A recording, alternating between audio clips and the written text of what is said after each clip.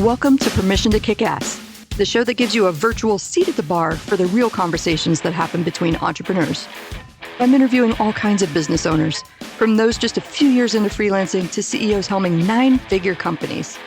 If you've ever worried that everyone else just seems to get it and you're missing something or messing things up, this show is for you. I'm your host, Angie Coley, and let's get to it. Hey, and welcome back to Permission to Kick Ass. With me today, joining me for the final recording of this season. They're probably hearing it in like June of 2024. We're recording this in November of 2023. Welcome to the show, Shulamit Ber Levtov. Hi, Angie. Hi. Oh my gosh, I'm so excited for this one. It's been a long time coming, eh? Yeah, we had to reschedule once, but actually, we made a note to talk about that. Let's just get that out of the way. We had to reschedule this one because I was feeling sick one day, and I was talking about, I felt a little bit guilty because part of me wants to maintain the production schedule. Part of me doesn't want to let my guests down. I also get really excited for these conversations. Yeah, you didn't want to be sluggish. You gave some body language. You don't want to be sluggish. You don't want to be bummed out. You want to come with your full energy. And I said, what is the name of the show? Permission to Kick Ass. Which means permission to kick your ass into bed when you're sick. Yes. Yes. And it's with that energy that I'm going to say, yes, welcome to the show. Please tell us a little bit more about your business and what you do. Sure. Thanks for asking. So I'm Shulamit Ber Levtov, as you said. People are welcome to call me Shula for short. And I'm the entrepreneur's therapist. Oh, yes. That means that's necessary. It is. Well, and see, this is why I'm here, to give you permission to kick your ass into bed when you need it. Mm-hmm. Or onto a break, or to do more. It depends on what's right for you. And that's the nature of the work that I do with women entrepreneurs, supporting their mental and emotional well-being in relation to the emotional roller coaster that is running a business in an era of relentless stressors that can make you want to lose your shite on the daily. Mm-hmm. I don't think anybody, we talk about it. I think we talk about it at a high level on like the hustle and grind and the feast or famine cycle. And I've also kind of heard it talked about in a roundabout way from this bizarre concept that I fucking hate. I've mentioned it before, of work from anywhere. Take your laptop to the beach. Top to the beach?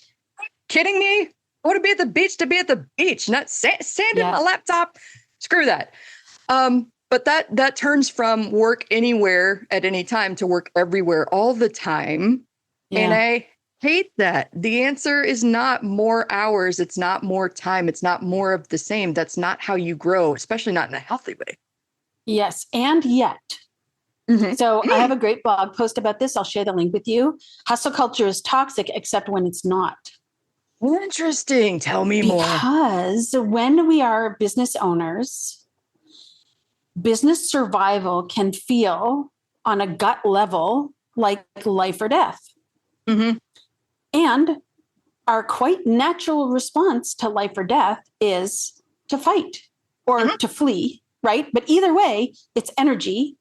That is to say, I want to make a little parenthesis here, because for the trauma survivor among us, I'm talking about nervous system responses, not actual physiological responses in the real world.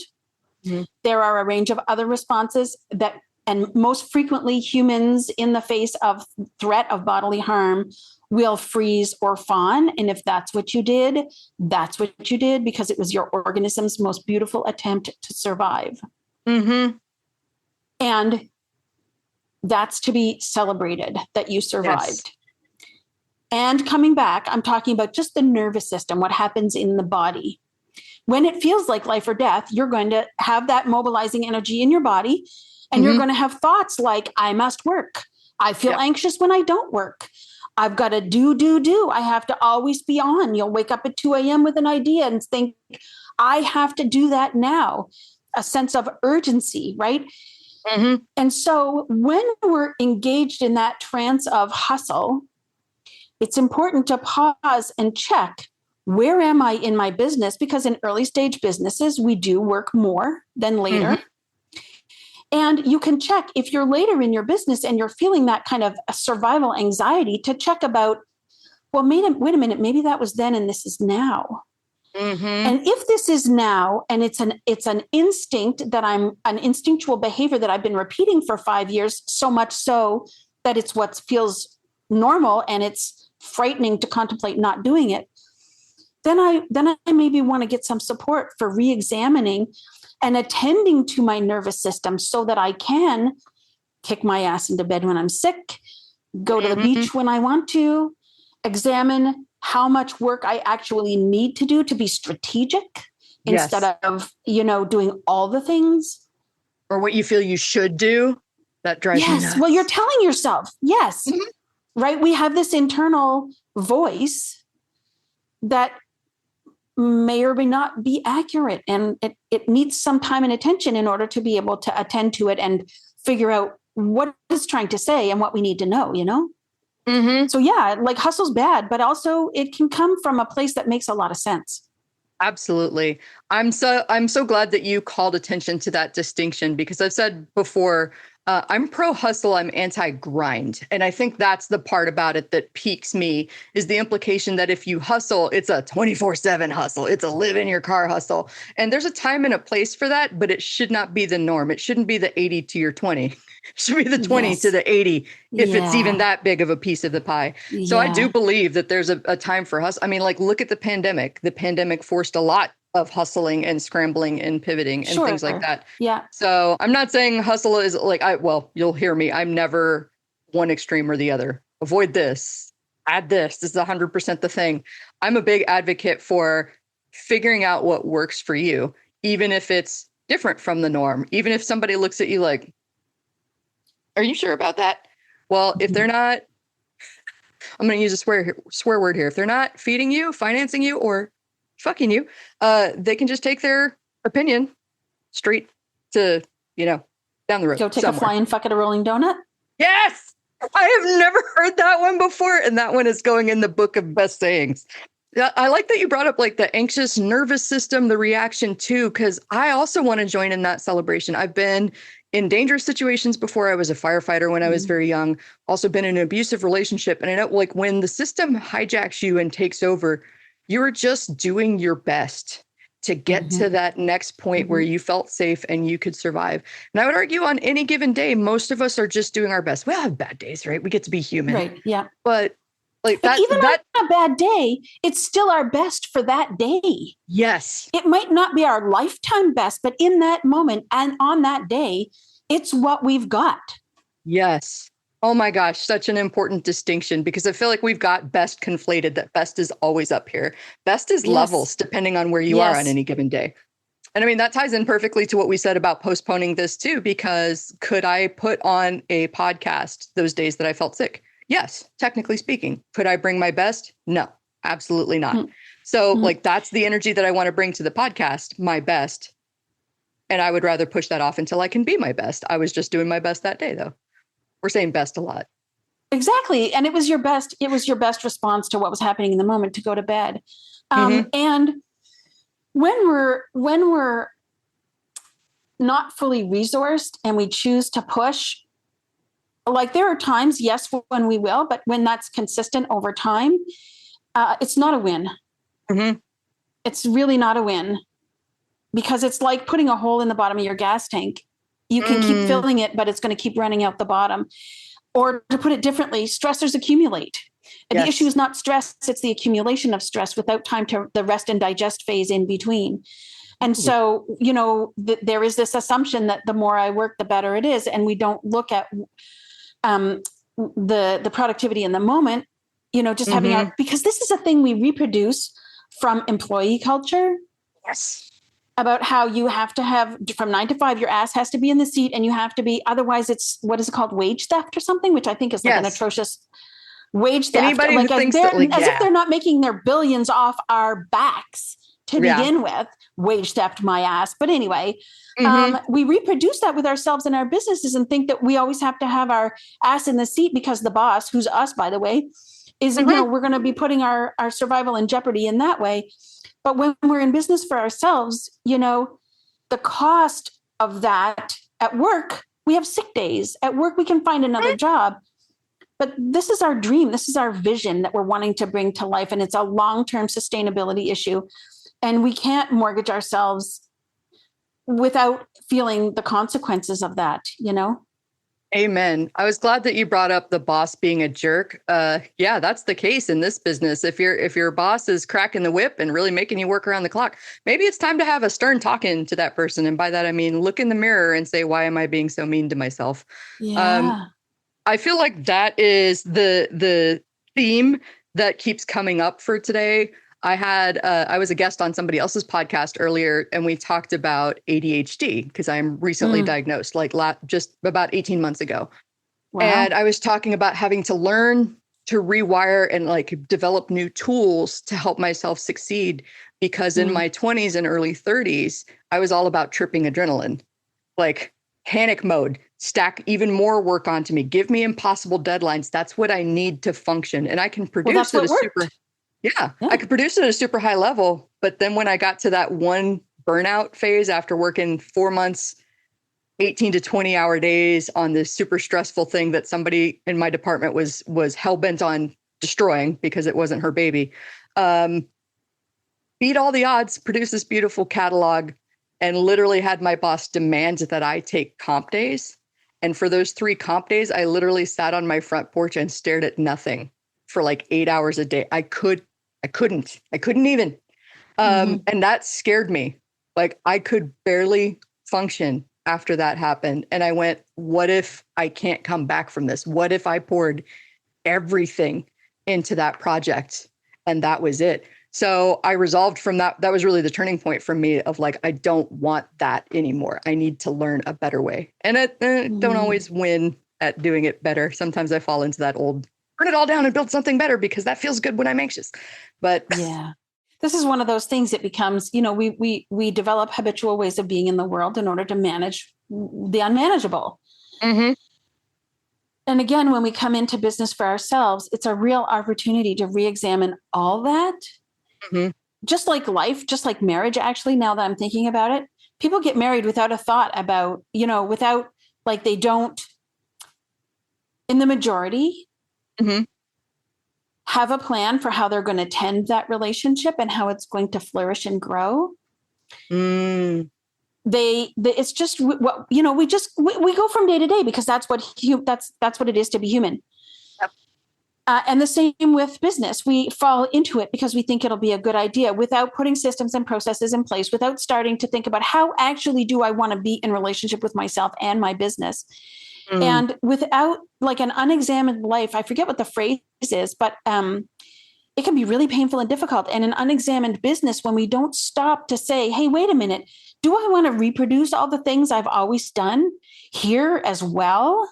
Oh, such a great point to bring up, because I feel all of us fall into that trap, I think, especially if we don't have an entrepreneurial role model or we didn't grow up in a business owning family of we've been socialized, especially here in the States, highly capitalist nation, to be good workers, to be good employees. And that's the only filter that we bring to our business, especially the first, second, third time around that you're trying things.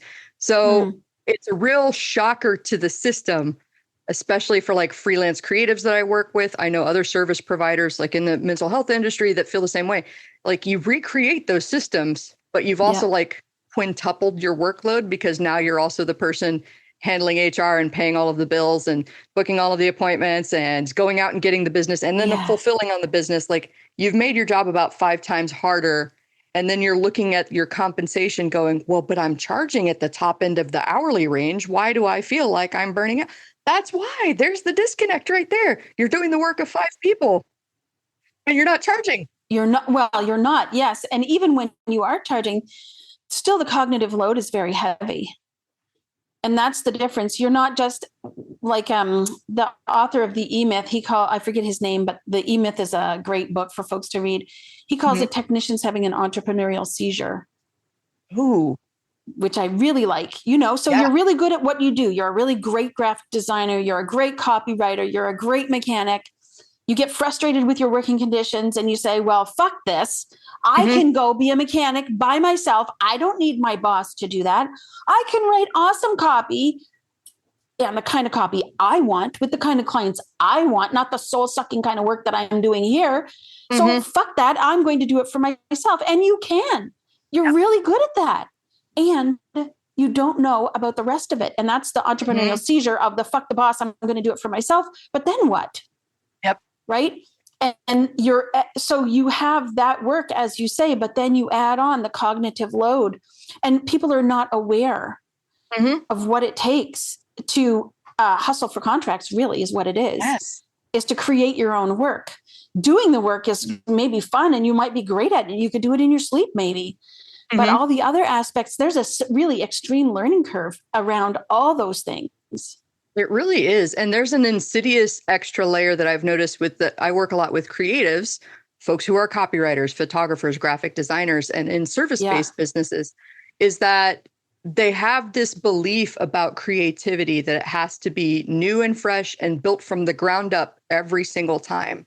And so it was interesting when I work with people. One of my friend, Chris Orzakowski, hey, Chris, his philosophy is we fight downhill battles. And when I was contracting as the copy chief for his agency, it was like, we literally looked for clients that had easy wins for us. And yeah, if we developed a deeper relationship with them, we would go to bat and fight those harder battles. But like when we're coming on board and we're just getting to know them, we're not picking my brain is not coming up with a proper analogy here, but we're not picking like the battle royale. So we're going to show them the low hanging fruit and why it's easy to work with us. And then it shocked people when I would tell them about that I was like, no, we had like the same 7 email welcome sequence that we would recommend for everybody that needed a welcome sequence. And by that, I don't mean everybody got the same exact email copy and pasted. We knew what the flow was going to be. We knew what the topic of each email was going to be. It's going to be that client's voice and stories and offers. So in that way, it's going to be completely unique, not built from scratch, not built from the ground up, built on a framework that we already know works. Flexibility within a structure. Yes. Yeah. That blew my mind when I learned that creativity loves constraints. Blue sky is a shutdown. Complete, like that's too many choices. Yeah. Yep. But if you give me this one little thing and you need to solve the problem, but you can only do it this way, I go, no, I'm not going to do it that way. I found another way. Because that's how creativity is, like when you put cement down, the plant is going to grow all kinds of interesting ways to get around the piece of cement, right? Yeah. And structure, structure helps the nervous system. It doesn't have to cope with what is happening and the newness of the environment. Its creative resources can be directed toward creativity instead of handling the stressors of the unfamiliar. And that's as true in mental health work, supporting your mental and emotional well-being, as it is with creativity. And that's why it's interesting. I have this conversation with so many creative folks, but if you're not a systems thinker, then find a systems thinker, somebody that can help you set it's worth saving up if you can't afford it, to have someone help you set up systems, consult with you, figure out what your process looks like, because you're going to burn out so fast if, you've got your client you've figured out all of the mechanics, but you're still having to sit down every day and think, okay, crap, this person needs to be onboarded. What do I do for onboarding? Where are they in the onboarding process? God, that work is so hard. Yeah. I don't have a diagnosis, but I do know that I'm not neurotypical. Me either. And I would say, ADHD are letters that work, that resonate for me, although I don't have an official diagnosis. And those kinds of things are very, very difficult for me. And having to rethink it every time. I remember when I was taught to document my processes and make checklists. And I still have paper checklists. And for example, in my bookkeeping process, and when I've talked to a new bookkeeper over the years or talked to a new accountant over the years, and they've kind of been all eye-rolly about my process and they want me to do it this way or that way. And I'm like, no. This is my checklist. I've used it from day one. My eyes recognize the app I use for this. They don't have to navigate an unfamiliar environment. They take comfort in the way that this is laid out. They trust in the process. My whole organism can relax. Because I'm also dyscalculic or have dyscalculia, however you want to say that, which is, it's like dyslexia, but for numbers. Mm. to begin with, but then it's so much more because it has to do with spatial representation as well.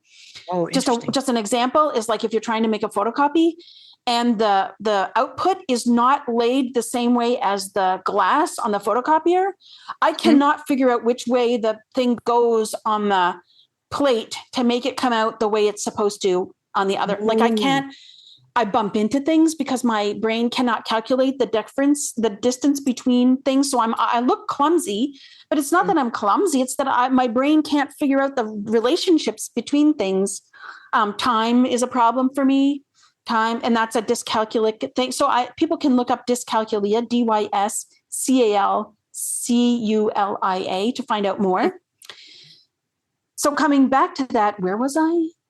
Oh yes, keeping track of things.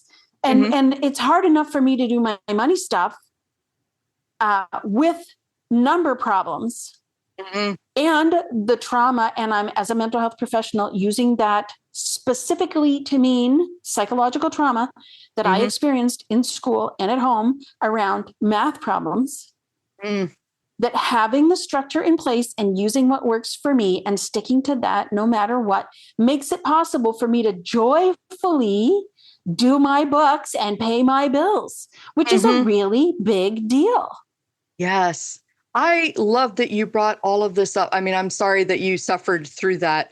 And thank you for sharing that story. That means a lot to me because that's one thing that I really want to highlight through this show and through this work. I used to be somebody that had a certain set of assumptions based on behaviors that I met from people. So if I encountered somebody with time blindness as somebody who is like on time to the points of being slightly anal retentive and definitely like flipping the switch from happy-go-lucky to angry, I can be irrational when it comes to being on time. That's just seems to be how I'm hardwired. And also, now that I understand how different brains work differently and I can see things like this is somebody that chronically struggles with, it's not a judgment on me. It's not necessarily that they're disrespecting my time. Like there are ways that we can work around this and figure the brain out. works differently. Yeah, yeah. absolutely. Having that insight helps a lot with compassion, I think, for ourselves and for others to be able to say to ourselves, it's not about me. Yeah. Their brain is different. And that's why I love this. We talk about competition in business. And it's interesting. I was on another show earlier today where she was a business coach and I'm a business coach. And she was like, I don't normally bring on competitors. And I was like, okay, like we can talk about that after we record. I'm here to bring value to your audience. And that's really all that matters. And by the time we got done with it, she was like, oh my gosh, we love this. And I said, there's 8 billion people on the planet. I can't work with all of them. You can't work with all of them. I'm not going to like some of them. You're not going to like some of them. Like there's more than enough room for all of us to teach all of these things. And keeping that in mind, how this ties back to what we're talking about, like I've encountered folks who work with the wrong fit, or they don't have that compassion or that experience to understand how somebody else's brain works differently. And then it just becomes a point of friction and frustration. Well, I'm just asking her to download this app. Why can't she do that? It's so freaking simple. Well, from Shula's side of the fence, it's really not simple. It's adding a whole bunch of complexity and really going to get you not feeling your best, not performing your best. If we can understand that, we work a lot better with people, even if that means, okay, well, I mean, Shula, I really can't work outside of this process that I've built. And I understand that you can't work outside of the process that you've built.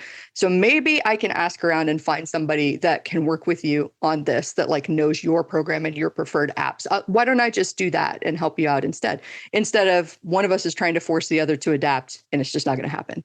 And the honest conversation that takes, I think, a lot of people will spend a long time kind of biting their nails and sweating it out, trying to avoid the sweaty conversation, the 10-minute sweaty conversation that leads to so much relief. And in many cases, what I have found is really deep connection. Because when we share vulnerably with one another, hey, I've noticed that this happens, and I'm noticing in me, like, I'm confused because I'm not really understanding what's happening, and I'm feeling kind of frustrated. And I bet if I'm feeling this way, something's going on with you. Could we talk it over?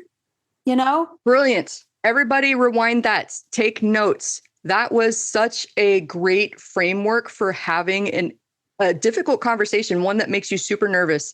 Like, I want you to replace whatever script you have in your head. If you're playing both parts, if you're in the shower, running your little marionette show, having your side of the argument and then switching over and having their side of the argument. No, you can't predict what they're going to do. You can't control what they're going to do. You can only control what you do.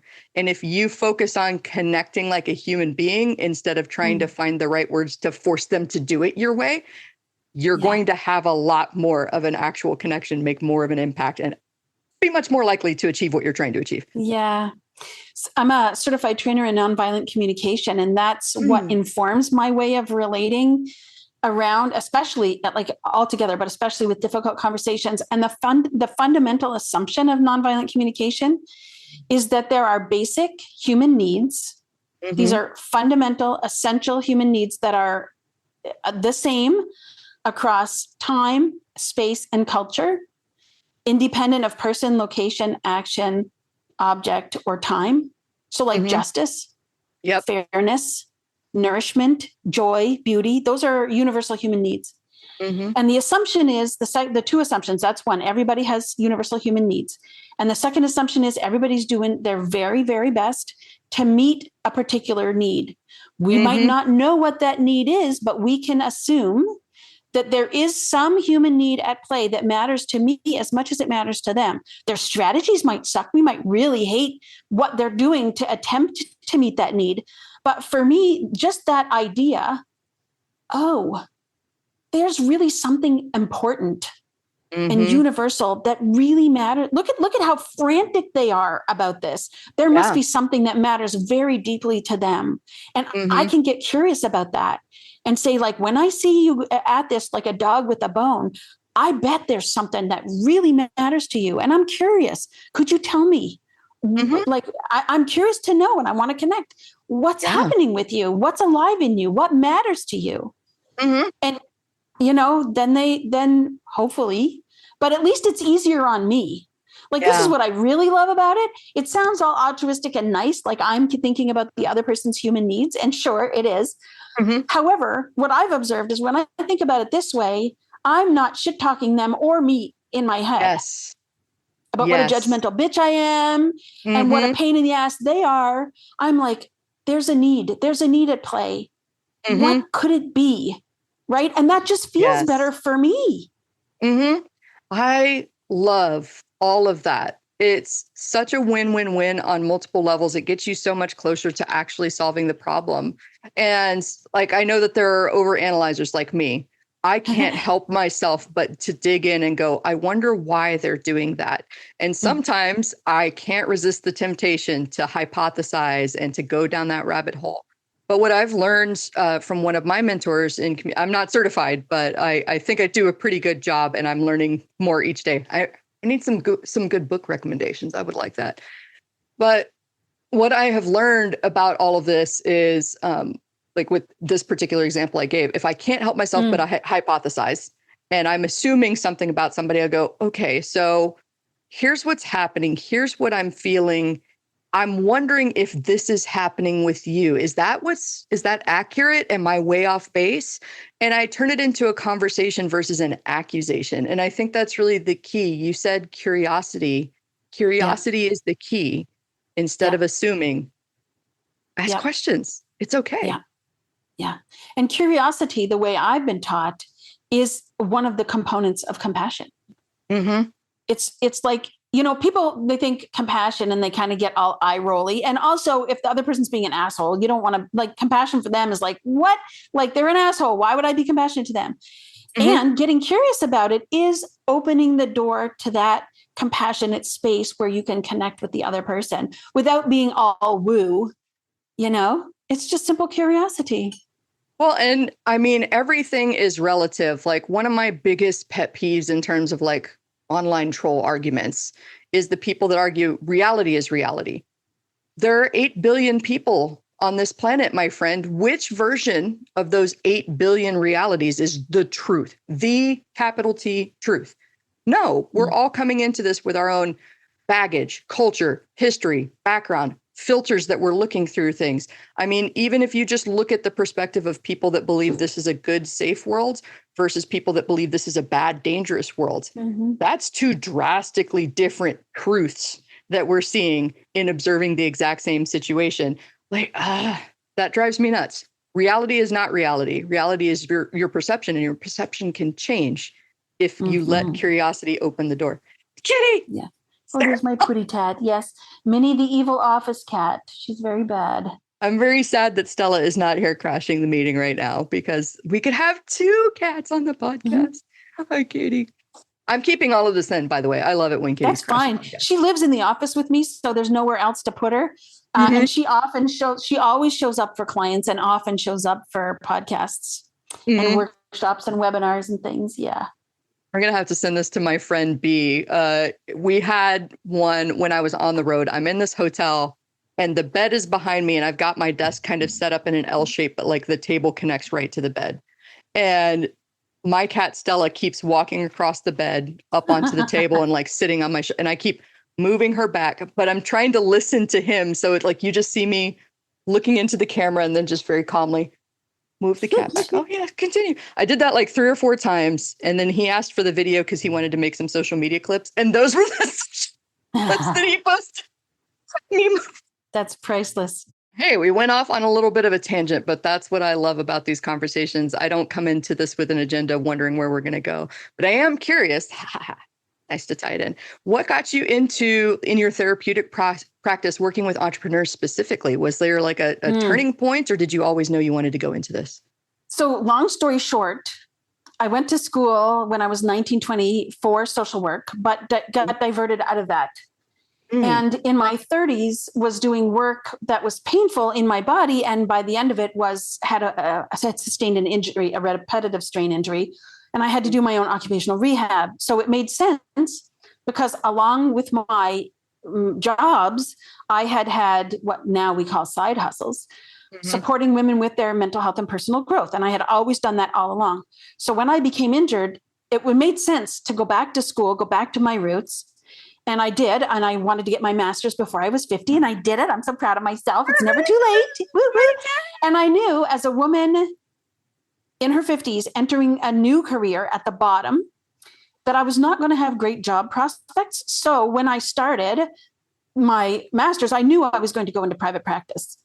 And it had to be a sustainable business that was going to serve me basically until the day I died. So I also observed amongst my peers that many folks who were in private practice struggled to have a viable business. And so right out of my master's program, I started in business training, business coaching, business programs, masterminds, hanging out at the chamber, all that stuff, because that's how you grow a business when you're starting, is hanging out with other business owners. And I was the only therapist because most therapists are not entrepreneurial thinkers. And I was in a privileged position where folks who wouldn't normally disclose things on the emotional side of business to their fellows would kind of whisper in my ear about it. Because, whether you are or not a friendly, kind, compassionate person, people assume that about you when they learn you're a therapist. Yeah. And fortunately, I was able to meet what they gave me with care. And I started, I was in my own entrepreneurial journey and experienced the emotional roller coaster and how hard that is on you.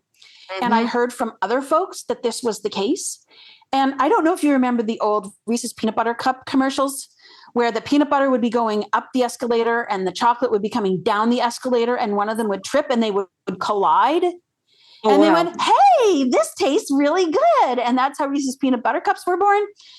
My mental health mind collided with my business mind. And I went, hey, this is a really needed support for entrepreneurs. Someone who is a trained therapist who knows how to listen, but who also understands the context of entrepreneurship and the unique stressors. And that's how the Entrepreneur's Therapist was born. Oh, I love that. And it's such important work too, because I'm sure that there are other folks that identify with this line of thinking. For a long time, I went through business trying my damnedest to separate. Here's business Angie over here, and here's professional Angie over here. And they would collide in very uncomfortable ways that left me, in anxiety spirals at night going, did I just ruin my chances at a career? They think I'm so weird, like self-judgment, right? Nasty.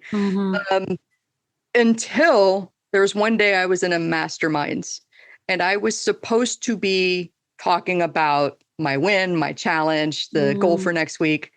And I opened my mouth to speak. And what came out was, I think my relationship is over. And I just melted down. That was not what I came to that meeting to say. That was something that I wanted to keep to myself. And also it was an abusive relationship. It wasn't a great relationship. He had deliberately woken me up the past 3 nights. So I'm operating on very little sleep, and I'm borderline hysterical at this point, but still pretending like I can just go have business meetings like normal, right? The stuff that we kind of convince ourselves is necessary. But that was the beginning of breaking down the wall for me, because I got instantaneously so many private messages on Slack, so many emails from people just going, I can't believe my ears. I had no idea that you were going through all of that by yourself. That's not okay. And I'm here if you need a listening ear, or I'll send you I'll be your back, whatever you need, please tell me. I'm here to help. And just know that you're not alone in all of this. And I suddenly went like, oh, my business buddies can be my friends too. And that's not to say that I'm going to come to them with like, oh my God, you don't even understand how pissed off I am today. Like, I understand the appropriate context of a mastermind. And also, a mastermind should be a place where you can say, I'm struggling with this thing at home that's made it really hard to focus on my business. I'm struggling with this thing in my business that's making it really hard to be at home, because I'm a human that is actually in business, not a machine. Yes.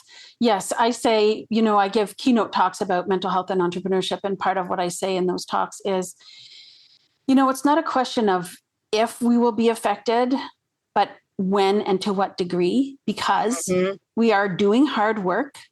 And we are humans doing hard work. And our lives and our businesses are not separate. As much as we try to pretend. And if you're out there still operating under that, more power to you. All of my love to you. Hopefully when those worlds collide, it's delicious like a Reese's peanut butter cup and not melting down into masterminds like me. But welcome to human life, human business. That's exactly why I created this show to begin with, because I had, again, that disconnect. I was at so many business conferences where I would just be convinced that Angie is over here, the perpetual screw up that will never make it to stage, like those shining stars that have it all together. And they've got the missing piece. The missing piece was me not putting myself out there, being so paranoid that I would make a mistake that would end everything for me. Like, I was the missing piece. You were the missing piece in your own life. Yeah. I think taking appropriate, as you say, appropriate risks, where you're relatively certain that you will receive a response that will be helpful. Yes. And disclosing where you feel safe, what's happening with you. In the majority, I have heard story after story after story of folks who have said something finally and been met with so much care and kindness. I was at a gala fundraiser for an organization, a Canadian organization called the Entrepreneurs Mental Health Association. And the woman who founded the association told her story. So she said this publicly, so I'm not sharing anything that's private. Something had happened in her business that had led to a big depression for her, to the point where she was thinking about ending her life. And she thought about this a lot and alone. Her partner was kind, but not a business owner. And she said, I finally took the risk of speaking to one person, another business owner, who was a client of hers, actually. And she's in a field where it didn't matter. It's not like she was a therapist.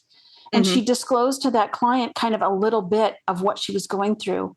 And then that person responded, this fellow entrepreneur responded very kindly to the point where this person who's giving the talk disclosed that she was thinking of ending her life. And the other person said, me too. Oh, wow. And then she shared with another person, another business owner, and that business owner also said, me too. And that's not to say that every business owner thinks about ending their life, but it is common The business press has been talking since 2018 about an epidemic of depression and suicide among entrepreneurs.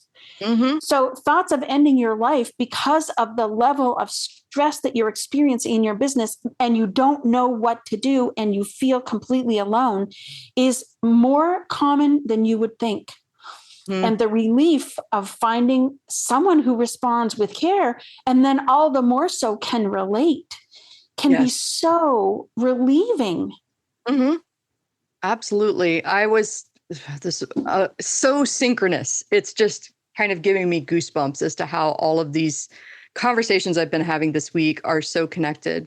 I was telling somebody earlier about when I got officially diagnosed, and it was wrestling with thoughts like that. And I want to be clear that I'm someone that can have those darker thoughts and not feel compelled to act on them. And also recognize that those are very extreme thoughts that I need to examine this. I need to figure out what's causing this and, see what I can do to address this. So what led me to getting my ADHD diagnosis was that basically at the same time, like a big confluence of events, including the fact that all of my tools that I developed for being productive with an ADHD brain, they failed. I could not get them to work no matter what I tried. All of my, like changing the environment, setting a timer, none of my tools worked. And at the same time, I'm experiencing a big personal upheaval and I'm super just brain fried. And this quiet little thought would sneak in from the side like a ninja and go, this would be easier if I wasn't here. And like I said, I never felt compelled to act on it, but that scared me, especially how quiet and unemotional it was. I'm a super emotional, super reactive person. I've worked a lot to get as less reactive, less responsive as I am.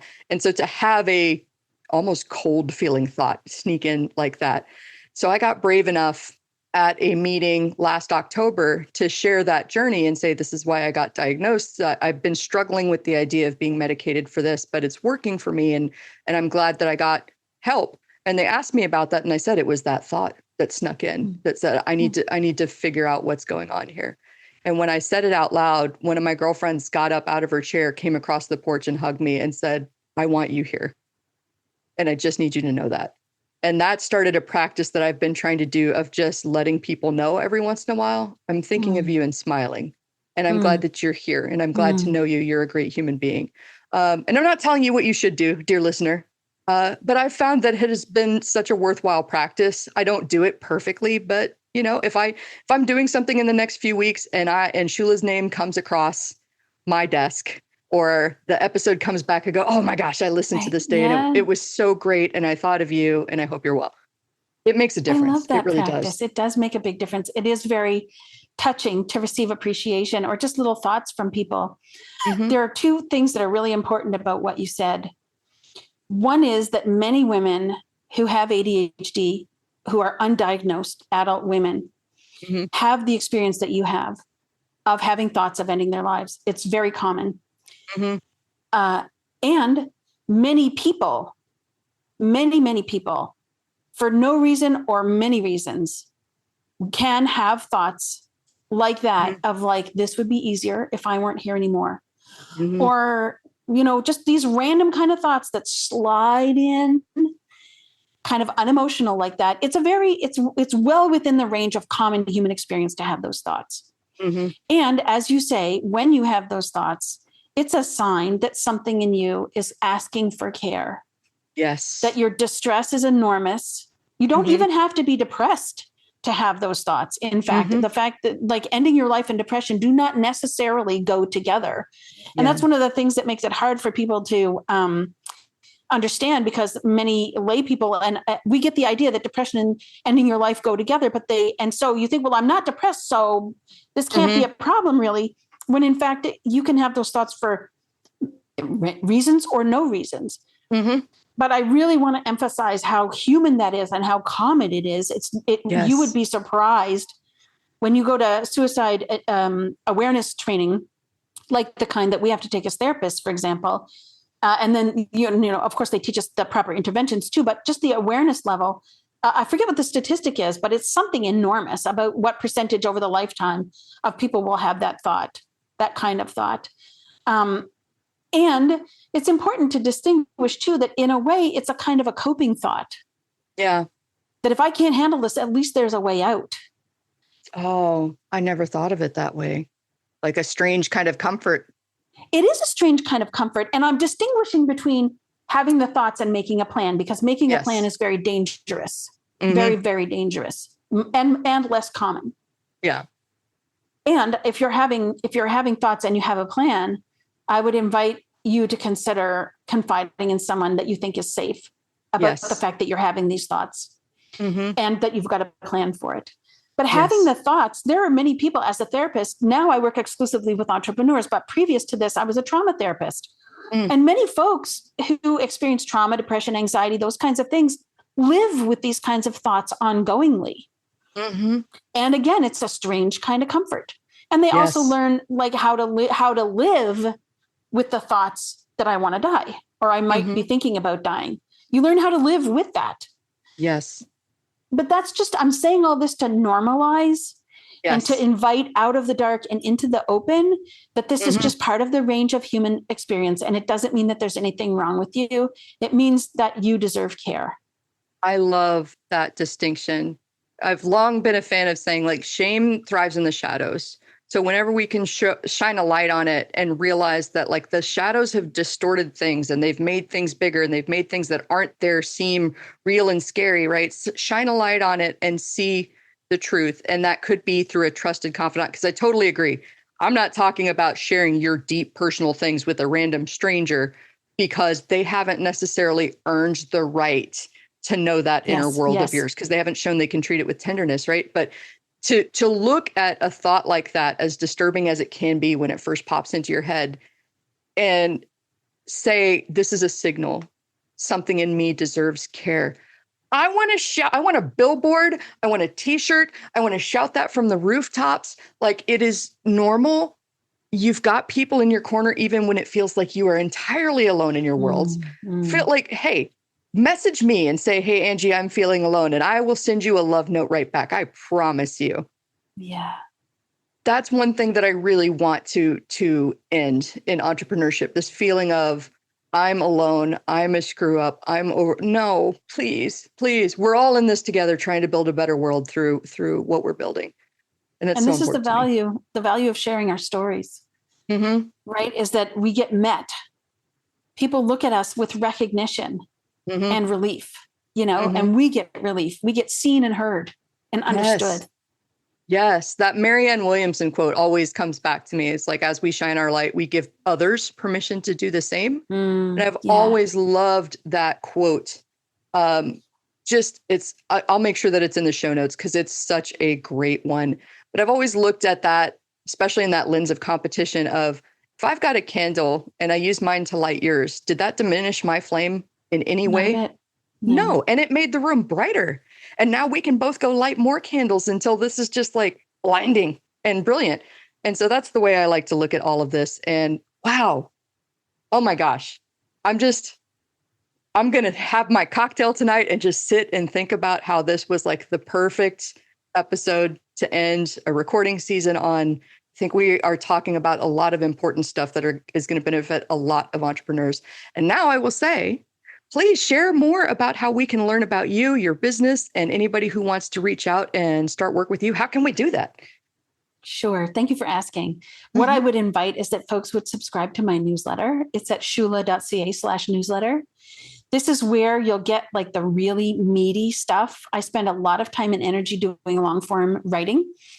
And that, that's where we can connect. That's where we can have conversations, because you just have to hit reply on that email. And here we are talking to each other in a safer space than the crazy world of digital, social media, which I love for its own reasons. And I like intimate conversation. And when you subscribe to my newsletter, you have a direct line to me and you get the benefit of the thinking like you've heard about here today. Nobody does this alone. Nobody. And you don't have to be alone in this anymore. Find your group. We'll help you find your group. Reach out and say that you're ready. That's what we're here for. Thank you so much for being on the show. I can imagine this as being a recurring segment of Permission to Kick Ass, because I think the mental health the self-care, the fortifying yourself and getting the right people in your corner is such a critical part of business. And I want to talk about it even more. So thank you so much for being on the show. You're welcome. I'll give a little teaser for our next conversation. Yeah. Everybody assumes that self-care requires time out for your business, but what if it didn't? Oh, I must know more. We're going to leave it on a cliffhanger. Yeah. Thank you so much for being on the show. Thank you for bringing that light and that energy. I appreciate you so much. Thanks, Angie. Bye. That's all for now. If you want to keep that kick-ass energy high, please take a minute to share this episode with someone that might need a high-octane dose of "you can do it." Don't forget to rate, review, and subscribe to the Permission to Kick-Ass podcast on Apple Podcasts, Spotify, and wherever you stream your podcasts. I'm your host, Angie Coley, and I'm here rooting for you. Thanks for listening, and let's go kick some ass.